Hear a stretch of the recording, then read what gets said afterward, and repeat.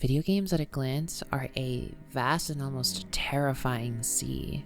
There's so many options and there's not really an end to it. It's a very, very deep rabbit hole, and peering into its depths can be really daunting, but it can lead to some of the most fun experiences that people can even imagine. They are truly a vehicle that transports stories, connections, and even entire worlds to the comfort of our own homes.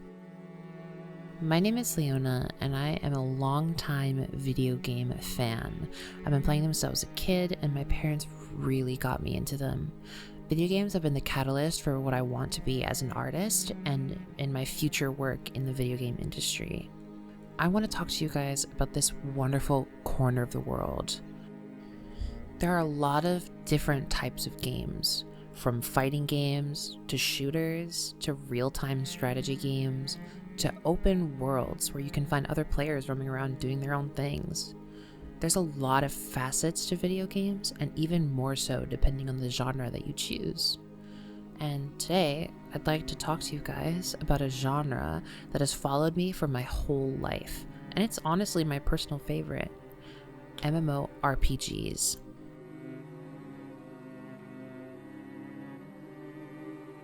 MMORPG is an acronym for Massively Multiplayer Online Role-Playing Game. Some titles that you can find under this genre include World of Warcraft, Final Fantasy XIV, Black Desert Online, RuneScape, and a bunch more. These kinds of games generally follow a very similar system as to how you play them. You log in, you create your ideal character, and you start at level 1. You then take your character and you traverse through the world, usually following a main storyline and completing quests, dungeons, and other content to gain levels and reach the endgame. The endgame is where the most competitive stuff happens. Things like highest difficulty raids, dungeons, and player versus player combat. MMORPGs are a staple in the gaming community, with big names like World of Warcraft being the titan of the genre. However, as time creeps forward, the population's interest in MMORPGs is slowly dwindling. Companies nowadays don't really make MMORPGs as much because they're expensive financially and in labor costs. There is also the appeal of other genres right now. Games that you might be familiar with like Valorant, Counter-Strike, Overwatch, or League of Legends are growing and growing because of its ease of access and the amount of time that you can commit to a game. For example, in League of Legends, a singular game on average takes about 30 to 40 minutes. Depending on factors within the game, it could go longer or shorter. When it comes to MMORPGs though, it's not the same, because by definition, the genre does not function on a game-by-game basis where you log in and queue for a lobby. So instead, there's this almost infinite amount of time that you can spend in the game. You can queue for things in MMORPGs like dungeons, raids, and PvP, and use those as like gauges of time, like you would in a League of Legends game.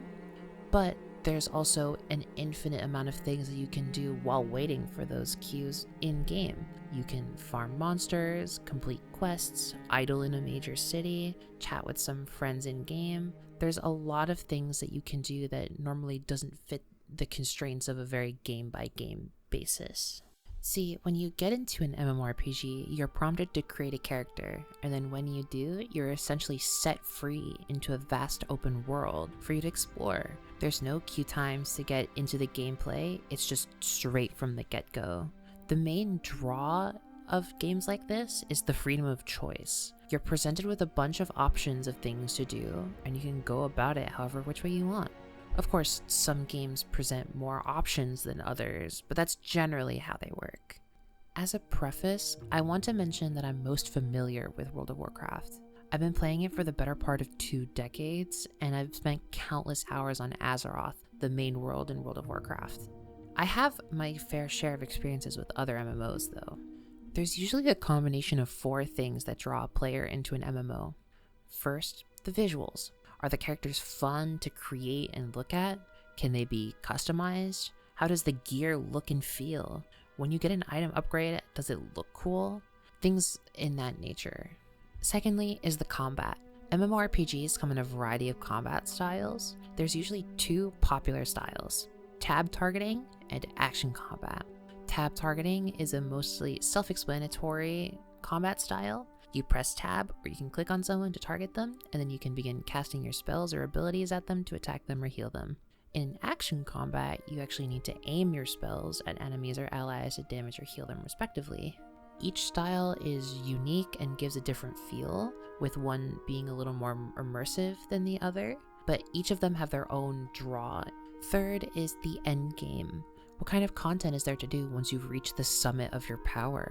This can be a myriad of things, such as raids, dungeons, and player versus player combat. In World of Warcraft, there is raiding from difficulties normal to mythic, which consists of groups up to 40 people. Mythic Plus Dungeons, which is a 5-player combat system that scales infinitely in difficulty, and player versus player combat like arenas and battlegrounds, which vary in size from 2v2 to 3v3 to 15v15 in some cases. For many players, they want to immerse themselves in the world where they're playing in and enjoy the vibrant life and adventures of the NPCs or non-playable characters around them. Most MMORPGs follow a main overarching story with many little side quests and mini plotlines. There is truly something to do for everyone. You can even be a completionist or a collector and find enjoyment there and getting all the achievements and mounts and pets and things of that nature. Something worth noting as well is how accessible the lore of the game is. Some players may choose to even further immerse themselves into the story by participating in roleplay. Roleplay is like acting that's usually seen at tabletop role-playing games like Dungeons & Dragons, but it can be replicated in MMORPGs as well. I remember in my teenage years, I used to sit in the halls of the Blue Recluse. It's a tavern in the human major city in World of Warcraft, and out there I'd make friends, share drinks, tell tales. I've had some whirlwind romances as my different characters, and it's all based within the lore of the world. All these intricate parts of the game have something in common, and that is that you get to interact with a lot of other people, which is something that happens very often in MMORPGs, and they're a great medium to get very social with other people. From guilds to free companies to role-playing groups to Discord to subreddits, forums, you name it, MMORPGs cultivate a sense of community like no other. Video games are often looked at as these time sinks with no value or purpose, but anything for mundane entertainment. But when you really take a deep look at it, you find a rich, almost family-like dynamic between some players and people who have been experiencing the world that's been presented before them together.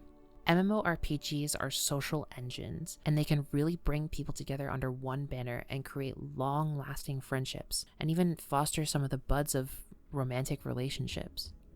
One of my favorite examples of the wonderful MMORPG community is the role-playing server Grobulus on World of Warcraft. That server has a dedicated forum, which is a gold mine of fun events and characters to take a look at. From Halloween parties in the haunted hills of Silverpine Forest, to foot races in the Shimmering Flats, to Christmas parties in the snowy lands of Dunmoreau, and other wonderful role-playing events all hosted by people in the community. There are some real hidden gems on the forums, and lots of character posts showing off people that they've met in their journey. A personal favorite of mine is Meon the Peon. He's a simple orc who's a little dim, but he likes to make people happy by sharing ice cream. And that's a cute little piece of the community to share. Things like this really cultivate the wonderful social life of MMORPGs. Over the last few decades, since the rise of popularity in video games, there have been a lot of studies and scientific journals talking about video games, their benefits, their downsides, and what kind of value they bring to us as humans. Many of the studies, especially older ones, focus on the more negative side of video games and how addictive they can be. But I want to show you the positives and encourage you to give video games, and especially MMORPGs, a shot. MMORPGs are truly a catalyst for social interaction. There's chats that span over large areas of the world, like trade chat and goods and services, which span over all the major cities, and things like general or local defense, which span the zone that you're in. This group content then creates a social network of people who work together on a semi-regular basis to do content with. Thus, guilds are born. People who have similar schedules and have friends in similar circles often make guilds or communities to expand their friend groups and run content together. Often enough, these guilds lead to new friendships, and oftentimes these friendships can grow into very real and long-lasting social bonds. In my own personal experience, guilds and MMORPGs in general have introduced me to so many great people. They really have been pillars in my social life and are always there to support me, and I do the same for them. There are many people, my parents included at one point, who would say that those people online are not your real friends, or you can't trust those people behind those screens. But it's my belief that the people that you meet in the game do truly enrich your life, just like a normal in-person friendship would. There's actually quite a lot of science to back it up too. In a 2007 study done by Helena Lefever and Mark Griffiths from Nottingham Trent University, researchers found that just shy of half of the interviewed population of MMORPG gamers had met in person with a small group, and 2/3 of the interviewed people said that MMORPGs even had a positive effect on their relationships with the people that they played with. The study also mentions that just under half of the people interviewed believe that their online friends were comparable to real-life friends. Researchers even suggest that RPGs could be good for people with disabilities too.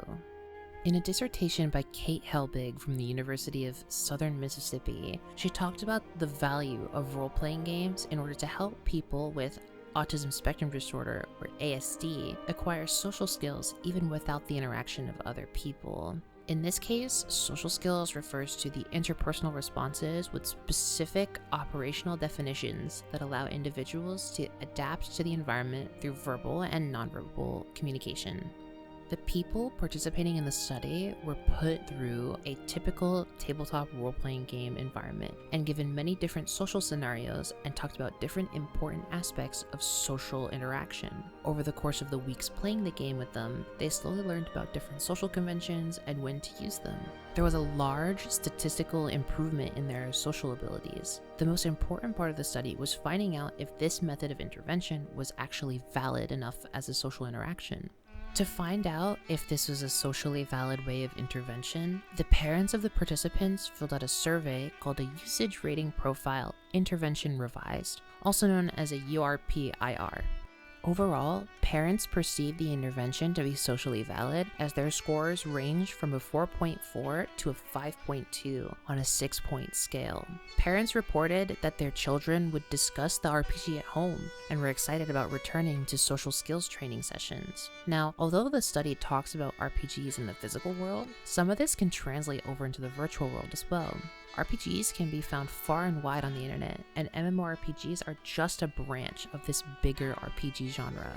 There are many games that have positive and negative effects based on what kind of social interaction you do in-game, and that can be very informative for people who are trying to grasp social conventions, as often NPCs are modeled to speak and act like normal everyday people within the confines of their own world, of course. Although it may be a little fantastical, this study could very easily be replicated in an online format.